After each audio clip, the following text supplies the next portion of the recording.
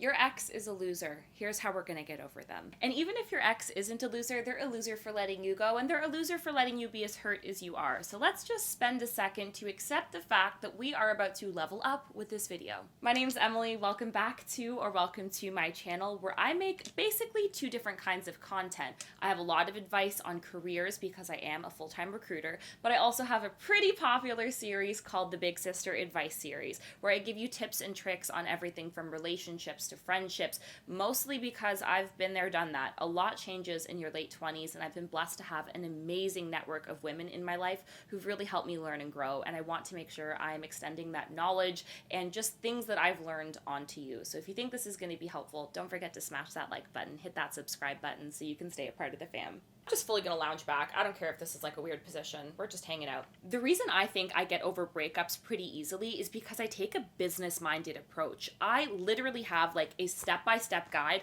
on how I've gotten through breakups without losing my absolute mind. But none of my step-by-steps are going to mean anything if you haven't given yourself time to be upset. I usually give myself 7 full business days, like a full week and a little bit, just to be sad, not to overthink things. I'm talking about crying in your room, cutting your own bangs with kitchen scissors, FaceTiming all of your friends, non-stop listening to old Taylor Swift because new Taylor Swift is just way too confident for how you're feeling. You need to give yourself a little bit of time just to feel. So if you're in the feeling stage right now, just be there. It's okay to just be there. What we're not going to do is allow that feeling stage to last more than a week. It doesn't mean we cut off feelings and we pretend that we're not sad. You might be sad for a really long time. That's okay. That's part of the healing process. But we're not going to let the sadness win after day 7. Step 1, you've got a 7-day rule to be sad. On day 8, I need you and I to get our shit together. It's okay to still be sad, but on day 8, we are getting out of bed. We're putting on makeup if we wear makeup. We're doing our hair. We're going to the gym. We're going on a walk. We're making a nice, healthy lunch. Maybe we eat a vegetable. We're going to do things just for us, even if it feels foreign. In fact, it's most likely going to feel foreign. You're going to feel that void or that gap of, oh, I would have texted him about this, or, oh, I wish I could call him. And there's nothing worse than that, like, 8 o'clock time period right before you start getting ready for bed where you just wish you could call that person. You're allowed to miss those things. You're allowed to feel that gap. What you're not allowed to do is run back to that person or try to fill that void with that individual, because that void is only there if we allow it to be. We get up and we do a couple of small things in that day just for us. We spend time with ourselves. We do something we enjoy. Maybe we see a friend. We effectively try to distract ourselves from the situation, even if it's just for a couple of hours. If we need some breaks in between to cry and feel sad, that's okay too. But ultimately, we don't let the sadness win on day 8. Rule 3. No contact is popular for a reason. If you were expecting me to give you any advice but that, I am so sorry. You are on the wrong side of the internet, my friend. No contact effectively means you have 0 contact with this individual. I'm talking no phone, I'm talking no Instagram, nothing. This person doesn't exist in your telephone, on your laptop, none of that. I know it's hard, and I know it feels final, and it also feels mean. But here's what I want to tell you. If you feel very guilty about creating space from this person, it's okay to reach out and say, I need to block you for my own mental health.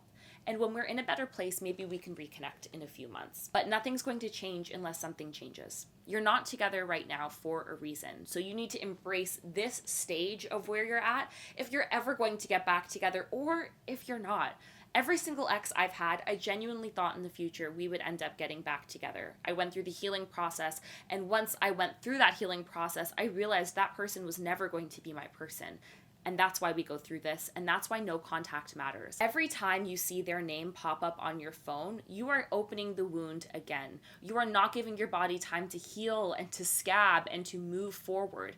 Instead, you're living in the past with a constant reminder that this relationship didn't work out. I also need you to stop thinking about this through the lens of a failed relationship. It wasn't a failed relationship. If this is your person, they're going to come back. If this was the person you were meant to be with for the rest of your life, I promise you will end up with that person. Nothing that is meant for you is ever going to miss you. So either this is your person and you need to go through this healing journey and eventually you two will reconnect, or this is not your person. And I know you don't want to hear that right now, but maybe this is not your person and this relationship was standing in the way of you meeting your person. It's impossible for you to move on and start healing until you genuinely believe that this was the right decision, even if it wasn't your decision. If you've been broken up with and you keep thinking, we could have made this work, we were so good together, I'm going to say something that's really tough, but you need to hear it. Why do you want to be with someone who doesn't want to be with you? I really want you to think about that. There should be nothing less attractive than somebody who doesn't see your worth. You should never, ever, ever have to beg somebody to want you or have to beg somebody to see what you bring to the table. It's not a reflection of you. It's a reflection of them and what they need and what they desire. So if they are telling you that they are not your person, you need to believe them. Now, I'm type A. I'm a big list person, and if you're struggling to believe that you made the right decision with this breakup, I need you to try this out. Whether it's on your phone, a physical piece of paper, I want you to make a pros and a cons list. I want you to write out every single thing you love about this person, every single detail. It could be the way that they look at you. It could be how they hold all of the doors open. Make a list of all of the pros, and I also want you to make a list of all of the cons, dating back to the first time that you met. I did this with my ex, the up in flames ex, because I genuinely thought this was my person. I looked at that man and I was fucking in love with that man. And when I started to write out my pros and cons list, I was writing out how much I cared about him, how handsome he was, how funny he was, how he lit up the room. And then I looked at my cons, that he would gaslight me, that he would never make an effort to plan dates, that he would speak to me in a disrespectful tone, that he didn't make an effort with me. There were so many things on that cons list that I had forgotten even from when we first started dating. And when I looked at that list, the cons literally outweighed the pros. I knew I made the right decision. Don't just look at the number of things on that list. Look at the value or the weight that those things carry in your life. And I also want you to ask yourself this.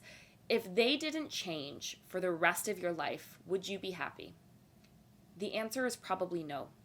And you cannot spend the rest of your life waiting for somebody to change because you are going to be waiting a very long time. Listen, if you've gone through that list exercise and there's way more pros than cons and you realize you are so in love with that person, go for it. I'm not encouraging you to stay broken up with your ex if they're really your person. But I want you to make sure you are pragmatic and logical about how you're moving through this breakup. Otherwise, the emotions are what make us crazy. The emotions are the reasons we drunk call our ex. The emotions are the reasons we passive-aggressively reply to their Instagram stories when they're out with girls. Just me? At this point, you have blocked your ex on everything and are no longer in contact. You've determined that the breakup is the right thing for you, and you're now committed to the healing journey. So what does that actually look like? I want you to bust out your notebook again and write down, what would the healed me be doing right now? I literally did this with my ex. At the time, when I broke up with my ex, I felt like he and I were like going out drinking all the time. We were partying a lot and just going out with our friends and constantly surrounding ourselves with people. And I think that's because ultimately, we just didn't enjoy each other's company that much anymore. So when I thought about what a healed me would be doing, she would be in the gym more. She would have more time for her girlfriends. She would be investing into her personal businesses, her endeavors. She would be going all in on the things that matter to her. So I wrote down what those things were. For me, it was my podcast. It was my social media channels. It was, my small business. It was getting a dog. It was buying a home. And I made a list of all of the things I wanted to accomplish just for me. And you know what I did? I did that shit. You really want to get specific about what a healed version of you or an ideal version of you would do. And then the next day, I want you to start showing up as that person.